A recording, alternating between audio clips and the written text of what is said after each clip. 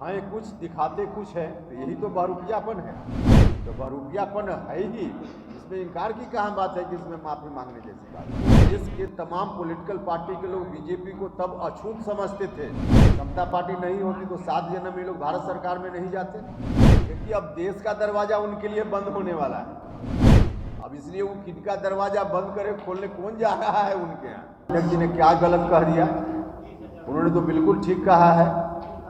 अब खुद ही सब लोगों को मालूम है कि किस तरह का आचार व्यवहार भारतीय जनता पार्टी के सभी नेता लोग करते हैं। हाँ, कुछ दिखाते कुछ है, तो यही तो बहुरूपियापन है।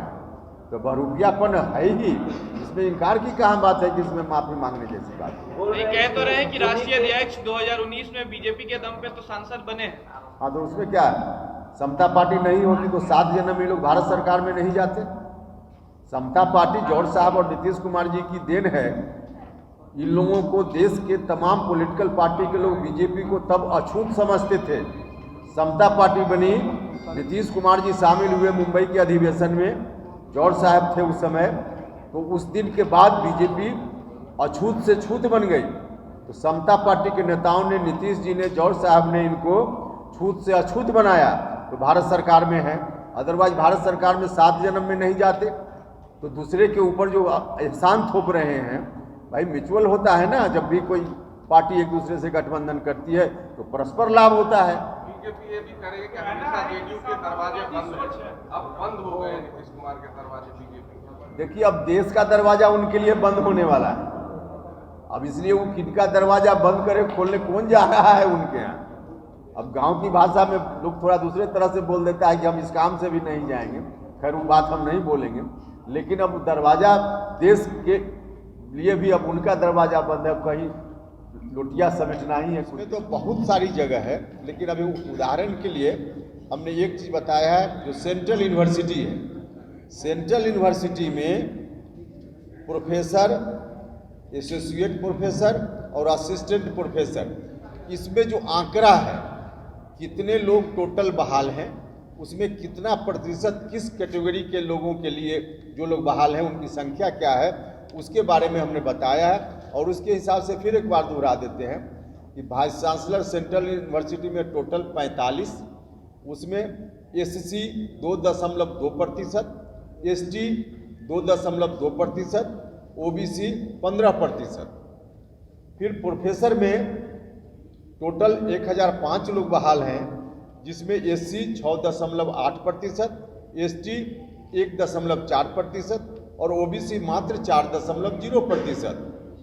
उसी तरह से एसोसिएट प्रोफेसर में टोटल बहाल लोग हैं 2700, जिसमें SC 7.2%, ST 2.3%, OBC 4.8%। Assistant professor में एससी 12%, एसटी 5% और ओबीसी 18%। केंद्रीय विश्वविद्यालय के अलावा भी कहीं पर आपको गड़बड़ी लग रही है? उसके अलावा जितना आईआईटी है वहाँ का भी आंकड़ा दे देंगे, लंबा आंकड़ा हो जाएगा, लेकिन वहाँ का भी दे देंगे। वहाँ भी इसी तरह की स्थिति है, वहाँ भी इसी तरह की स्थिति है। भारत सरकार के मातहत जितनी संस्थाएं हैं वहाँ सब जगह लगभग इसी तरह की स्थिति है, जिसका आंकड़ा है। भारत सरकार के विभिन्न मंत्रालयों में जो अधिकारियों की स्थिति है, भारत सरकार के सचिवालय में, उसको देखिएगा तब तो आपका आश्चर्य बढ़ जाएगा। हम पूरा आंकड़ा देंगे। किसी भी सचिवालय में, किसी विभाग में, भारत सरकार में अगर 40 अधिकारी हैं तो हो सकता है कि 40 में 40 उसमें से एक भी ओबीसी, एससी, एसटी ना हो। ऐसा भी बहुत सारा सचिवालय है। तो हम पूरा अलग अलग देंगे, लेकिन अभी सेंट्रल यूनिवर्सिटी के बारे में, और एक जो हमने कहा यूजीसी का डिसीजन, नया डिसीजन है, जिस डिसीजन से अपने चहेतों को बहाल करने का रास्ता इन लोगों ने निकाला है। कोई एजुकेशनल क्वालिफिकेशन नहीं होगा, लेकिन उनको बहाल कर दिया जाएगा। वही कह के कि कुछ एक्सपीरियंस इनका इंडस्ट्रीज के क्षेत्र में, दूसरी जगह पे कुछ अनुभव है, उसके आधार पे बहाल कर दें। और उस अनुभव की व्याख्या तो उन्हीं को करनी है। तो जो अपने उनके होंगे चहेते, उनके बारे में लिख देंगे कि इनको बहुत बड़ा अनुभव है, कोई सर्टिफिकेट तो चाहिए नहीं, तो उसके आधार पर अपने चहेतों को बहाल करें। ये लो मुंह मीठा करो, आज मैंने अपना जॉब छोड़ दिया, अब हम पूर्णिया वापस जाएंगे। जॉब छोड़ दिया है?